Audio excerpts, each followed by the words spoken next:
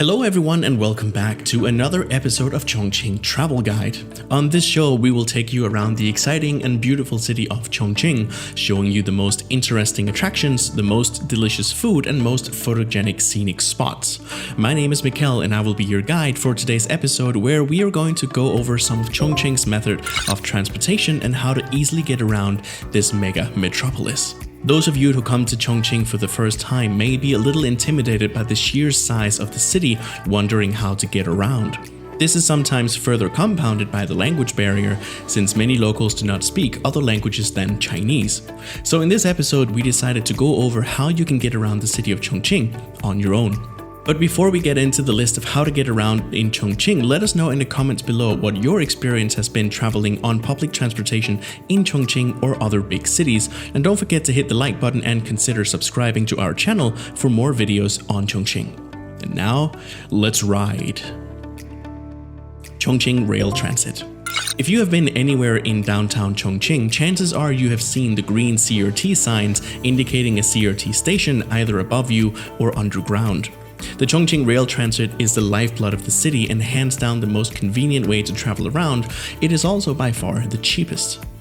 A ride in the Chongqing CRT will cost between 2 to 7 RMB, usually less than $1 depending on the distance. The ticket machines in the stations are in English as well as Chinese and accept coins, notes, and mobile payments with Alipay or WeChat. We actually have another video coming up on how you can use your phone to pay for almost everything in Chongqing, so stay tuned for that. An added bonus is that many of the CRT lines are partially above ground, and especially CRT Line 2 is famous for very scenic views during the day and especially the evening. Taxi and Didi. If you prefer to travel by car in Chongqing, there are plenty of ways to go about that as well. Perhaps the most well-known is to hail a taxi, the easily identifiable yellow cabs that roam the streets that you can hail from almost anywhere. However, be advised that while some taxi drivers do speak a bit of English, you will need to be able to say the Chinese name or the address of the place you want to go to. This problem is mitigated if you download and use the Didi app, sort of like Uber and Lyft. Through Didi, you can pre-select your pickup and drop-off location in the app before hailing a car, and the driver will know exactly where to take you. The app comes in Chinese and English and is very user-friendly. If you order a taxi, you can pay the driver in cash as usual. Didi also allows you to order private cars, which can be a bit more spacious and comfortable. If you're many people traveling together, you can even order a minivan with up to 7 seats. And you can pre-book the car for pickup the next day, which is especially handy if you're going to the airport or you don't want to risk waiting in line. However, the driver will usually call to confirm the details, so better to have a Chinese-speaking friend around. Fares vary by distance and taxis are a bit cheaper than personal cars, but not by much. City buses. The city buses are everywhere in Chongqing, and there are more bus lines than you can imagine. Finding the bus you need to take will likely need the assistance of a map app like Baidu or Bing to suggest route numbers based on your location and your destination. While subject to traffic, especially around rush hour, buses are a cheap and a convenient way to move around the city, and especially at night. If you're not in a hurry, you can enjoy the scenic views as well. Fares generally around 2 RMB per person per ride. Shared bikes.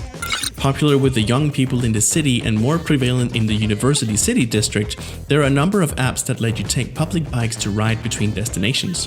If you don't want to pedal, you can even rent electric bikes. Fares vary from 1 to 2 RMB based on how long you ride, and electrical bikes charge based on how long you've been riding. Cableway. Something very unique in Chongqing is the cableway spanning from the south bank of the Yuzhong Peninsula to Nan'an District.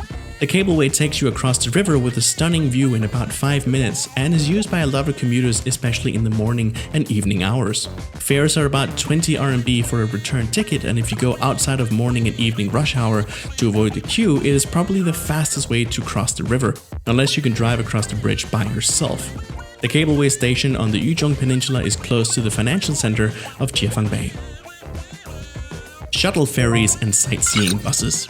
Chongqing also has a small number of shuttle ferries that can take you from certain points along the river, as well as a small number of routes operated by sightseeing buses, both of which you can find on our website if you'd like to know more about either of them. We will put the link in the video description. And that is it for your options of getting around in Chongqing. If you like this video, please hit that like button down below and consider subscribing to our channel. There are many more videos to come and much more of Chongqing to explore. And let us know down in the comments below how you get around the city of Chongqing or how you get around large cities in general. We will see you again soon, and until then, take care.